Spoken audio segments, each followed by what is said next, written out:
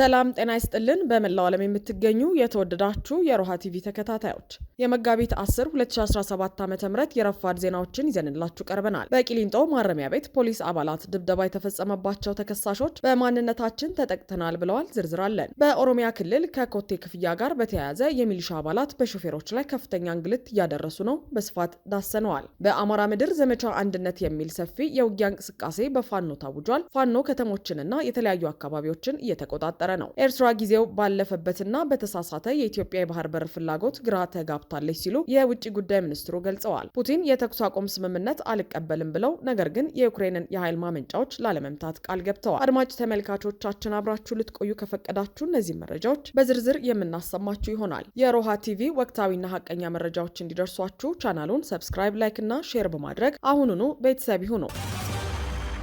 በቂሊንጦ ማረሚያ ቤት ፖሊስ አባላት ድብደባ የተፈጸመባቸው ተከሳሾች በማንነታችን ተጠቅተናል አሉ። ከመደብደባቸውም በላይ ጨለማ ቤት ትታሰራላችሁ በሚል ጫና ራሳቸውን እንደ ጥፋተኛ ቆጥረው ይቅርታ እንዲጠይቁ መደረጋቸውን ለፌዴራል ከፍተኛ ፍርድ ቤት ልደታ ሁለተኛ ወንጀል ችሎት መጋቢት 8 2017 የተናገሩት በእነ ተመስገን ጌትነት መዝገብ በሽብር ወንጀል ክስ ከተመሰረተባቸው ተከሳሾች መካከል ሁለቱ ምትኩ ቢያዝን ቦጋለና እንዳለው ፈንታውን ያየህ ናቸው። አሁንም ስጋት አለብን የሚሉት ተከሳሾቹ መጋቢት 6 2017 በቂሊንጦ ማረሚያ ቤት ዞን 1 ከቆጠራ ጋር በተያያዘ ተፈጥሮ ነበር ያሉትን ግርግር ተከትሎ የቂሊንጦ ማረሚያ ቤት ፖሊሶች በተለይም በሽብር ተከሳሾች ላይ ድብደባና እንግልት መፈጸማቸውን አስታውቀዋል። በዕለቱ በሽብር ወንጀል መከሰሳቸውና አማራ በመሆናቸው ብቻ ያለበቂ ማስረጃ ከጧቱ 1 ሰዓት ጀምሮ ከመኖሪያ ቤታቸው ተለይተው ከዞኑ ግቢ ውጭ እንዲወጡ ከተደረገ በኋላ ነው ድብደባ የተፈጸመባቸው። ሕክምናም እንዳላገኙ ተናግረዋል። ድብደባውን አሳዛኝ ያደረገውም እጃቸውን በካቴና አስረው ከጧቱ 1 ሰዓት እስከ 6 ሰዓት ፀሐይ ላይ በማስቀመጥ የተፈጸመ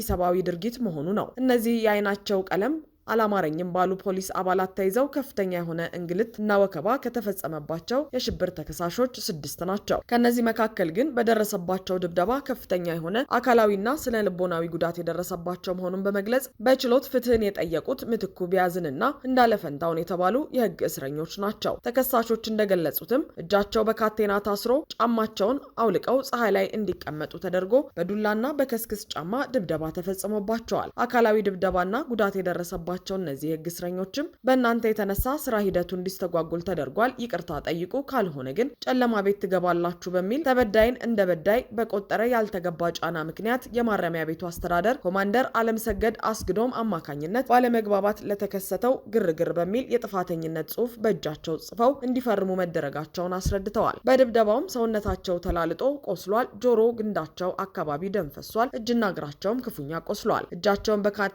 ታስረዋል፣ ጫማቸውን እንዲያወልቁ ተደርገዋል። ለሰዓታት ፀሐይ ላይ እንዲቀመጡ ተገደዋል። እንዲሁም ሁሉም ተለይተው የወጡ የህግ እስረኞች በፖሊስ አባላት ጨለማ ቤት እናስራችኋለን፣ ወደ ሌላ የቅጣት ቤት ምቹ ያልሆነ አካባቢ እንጭናችኋለን፣ ከፈለግንም እንገድላችኋለን በማለት ዛቻና ማስፈራሪያ የተፈጸመባቸው መሆኑ ተገልጿል። ከሽብር ተከሳሾች በተጨማሪ በሌላ ወንጀል የተከሰሱ 9 የሚሆኑ የህግ እስረኞችም የቅጣቱ አካል እንደነበሩ ታውቋል። ተከሳሾች ስለተወሰደባቸው እርምጃና ስለደረሰባቸው ጥቃት የፌዴራሉ ከፍተኛ ፍርድ ቤት አቤቱታቸውን መጋቢት 8 2017 ባቀረቡበት ወቅት ከቂሊንጦ ማረሚያ ቤት ተገኝተው ምላሽ የሰጡት የግቢው አመራር ምክትል ኮማንደር ንጉሴ ድርጊቱ ሲከሰት በቦታው እንዳልነበሩ ገልጸዋል። ይሁን እንጂ አንድ ኢንስፔክተር ማዕረግ ያለው የፖሊስ አባላቸው በእስረኞች በጥፊ እንደተመታና አቤቱታ አቅራቢዎችም ስለፈጸሙት ጥፋት ይቅርታ መጠየቃቸውን ነው የማውቀው ሲሉ ለችሎት አስረድተዋል። ችሎቱ ግን ኃላፊው የሰጡትን ምላሽ ባለመቀበል በህግ እስረኛ ላይ እንደዚህ አይነት ድብደባ መፈጸም በወንጀል የሚያስጠይቅ መሆኑን በመግለጽ ለመጋቢት 16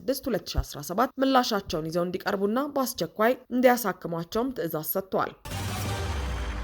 በኦሮሚያ ክልል ከኮቴ ክፍያ ጋር በተያያዘ የሚሊሻ አባላት በሾፌሮች ላይ ከፍተኛ እንግልት እያደረሱ ነው። በተለያዩ ቦታዎች ባሉ ኬላዎች እስከ 5000 ብር ክፍያ እንደሚጠየቁ፣ ካልከፈሉ ማለፍ አለመቻል ብቻ ሳይሆን ድብደባና እንግልት እየደረሰባቸው መሆኑን አሽከርካሪዎች በተደጋጋሚ ተናግረዋል። የኬላ ላይ ሰቆቃ በተለይ በአማራ ክልል አልተቀረፈም፣ በኦሮሚያም በአንዳንድ ቦታዎች ሙሉ በሙሉ አልተነሳም። በአንድ ኬላ ብቻ ከ2000 እስከ 5000 ብር እንጠየቃለን። በሀገሪቱ ከ280 በላይ ህገወጥ ኬላዎች አሉ ሲሉ ሾፌሮች ያማርራሉ። በመጀመሪያ ደረጃ ኬላዎች ላይ ሚሊሻዎች ተግባራቸው ሊሆን የሚገባው ሁከት እንዳይነሳ መጠበቅ እንጂ ፍቃድ አለው የለውም የሚለው አይደለም። ምክንያቱም ስራውን ስለሚያውቁት ሲሉም እንግልትና የኮቴ ክፍያውን እያስከፈሉ ያሉት ሚሊሻዎች መሆናቸውን ይገልጻሉ። ይሄ ቫት ተቆርጦበታል፣ ይሄ ነው ፍቃዱ ስንላቸው ፍቃዱንም አይቶ የመረዳት አቅም የላቸውም የሚሉት አሽከርካሪዎቹ የማያነቡ ሰዎች ሁሉ አሉ። ጅቡቲ ጭነን መተን እንግሊዝኛ የተጻፈ ብንሰጠው እኮ ለማንበብ የሚፋጠጥ አለ። ቢያንስ ኬላ የሚቀመጡት የተማሩ ይሆኑ ይላሉ። የትራንስፖርትና ሎጂስቲክ የንግድና ቀጠናዊ ትስስር ሚኒስትሮች የራሳቸው መንግስት አካል የሆኑ 280 ህገወጥ ችግሮችን ማሰቃያ ኬላዎች መኖራቸውን በፓርላማው ፊት አምነዋል። ቲግቫህ ኢትዮጵያ አሽከርካሪዎች የሚያነሱትን ቅሬታ ይዞ ከሚመለከታቸው አካላት ጋር ምን እየሰሩ እንደሆነ፣ ችግሩ ለምን እንዳልተቀረፈ የኢትዮጵያ ከባድ መኪና አሽከርካሪዎች ማህበርን ምላሽ ጠይቀዋል። የማህበሩ ስራ አስኪያጅ አቶ ሰለሞን ዘውዱ ሹፌሮች በሀገር ኢኮኖሚ የሚያደርጉት አስተዋጽኦ በተመቻቸ ሁኔታ እንዲያሽከረክሩ ነው የምንሰራው። ነገር ግን ካለው ወቅታዊ ሁኔታ አንጻር የተለያዩ ችግሮች ይፈጠራሉ። የችግሮቹ ገፈት ቀማሾችም አሽከርካሪዎች ናቸው። የማህበረሰብ ጉዳት እንዳለ ሆኖ ሲሉ ይገልጻሉ። አሁን ትልቁ ችግር ክልሎች ለፌዴራሉ መንግስት አይታዘዙም። ለምሳሌ ሞጆ ከተማን በተደጋጋሚ አናግረናል፣ ነገር ግን ማቆም አልተቻለም ብለዋል። ድሬዳዋ ከተማ ነበር የኮቴ ክፍያን ያስጀመረው 600 ብር ብሎ ማቆም አልቻሉም። አሁንም እዚሁ አፍንጫችን ስር ጀሞ አደባባይ ሸገር ሲቲ ላይ ሾፌሩን ደብድበው በደረሰኝ 3000 አስከፍለውታል የሚሉት ስራ አስኪያጁ የተደበደበው ልጅ ደረሰኙን ይዞ እኛ ጋር መጥቷል ይላሉ። ሳምንት በፊት አንድ አሽከርካሪ ሞጆ ከተማ ሲያልፍ ጥሰህን ሄደሃል በሚል በፓትሮል ተከትለው ሹፌሩን ደብድበው ፈንክተውት ከነደሙ ነው ቢሮአችን የመጣው ሲሉም ያክላሉ። ይህንን ማቆም ከባድ ነው። በውስጡ ብዙ ውስብስብ የአሰራር ችግር ስላለበት ማስቆም አልተቻለም።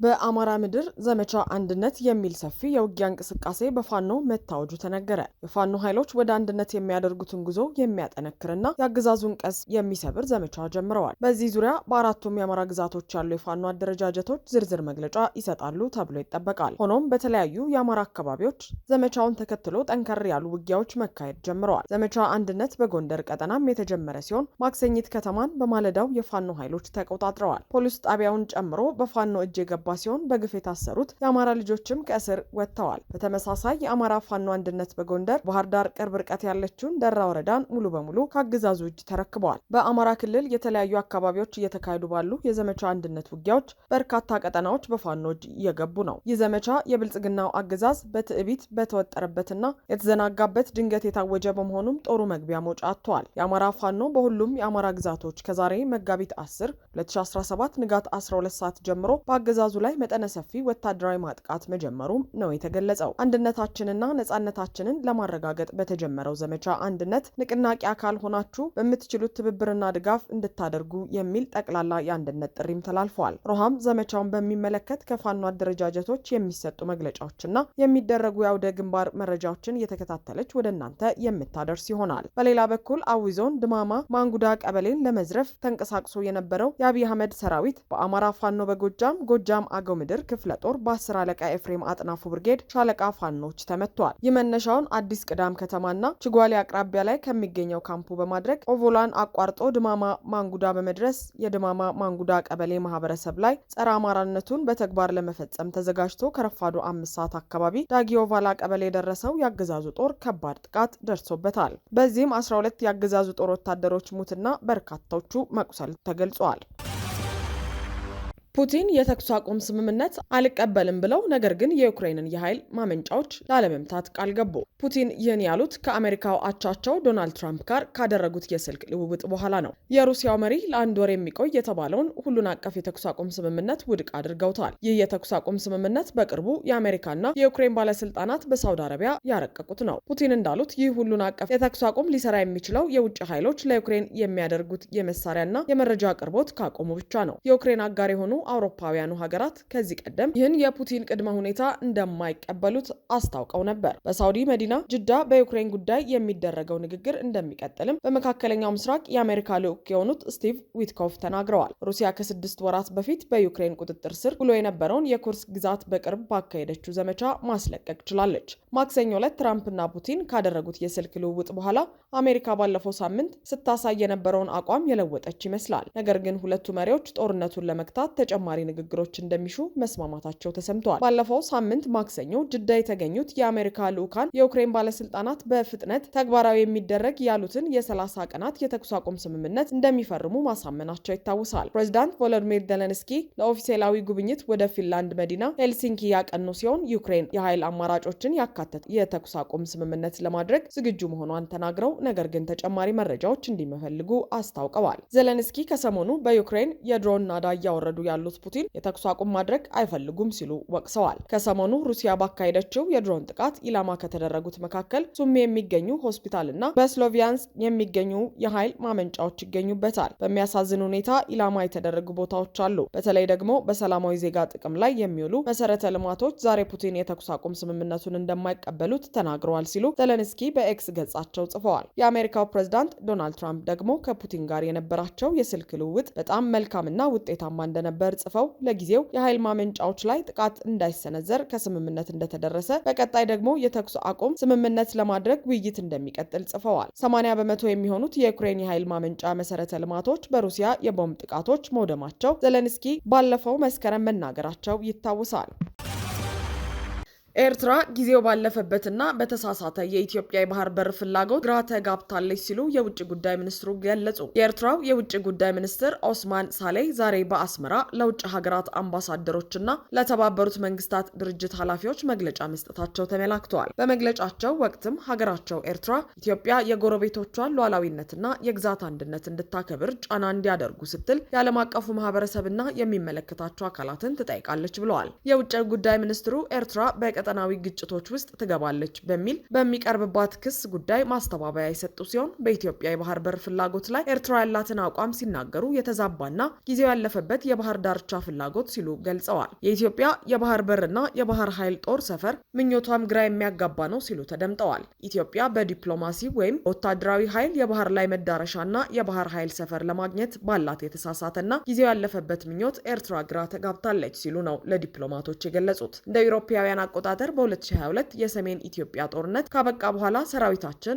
ኤርትራ ባለም አቀፍ እውቅና ወደ ተሰጣት ድንበሮች እንዲዘዋወር ተደርጓል የሚሉት ኡስማን የኤርትራ ሰራዊት አሁንም በኢትዮጵያ ግዛት ውስጥ እንዳለ የሚናገር ማንኛውም ሰው ለኢትዮጵያ የውስጥ ችግር የኤርትራን ስም በመጠበቅ ለማምለጥ የሚሞክር ነው ብለዋል። ከሰሞኑ በትግራይ ጊዜያዊ አስተዳደር ፕሬዝዳንት ጌታቸው ረዳ የቀረበውን ውንጀላ የኤርትራ መንግስት የፕሪቶሪያ ስምምነትን የኢትዮጵያ የውስጥ ጉዳይ አድርጎ ስለሚመለከተው በዚህ ሂደት ውስጥ ጣልቃ የመግባት ፍላጎት የለውም በሚል ያስተባበሉት የኤርትራ ውጭ ጉዳይ ሚኒስትር በትግራይ ጊዜያዊ አስተዳደር እና በህወሓት መካከል እየተካሄደ ባለው የውስጥ ግጭት ውስጥ የኤርትራ መንግስት ምንም አይነት ሚና የለውም፣ ከዚህ ውጭ የሆኑ ውንጀላዎችን ወይም ክሶች ሙሉ በሙሉ አልቀበልም ሲሉ ለዲፕሎማቶቹ አስረድተዋል።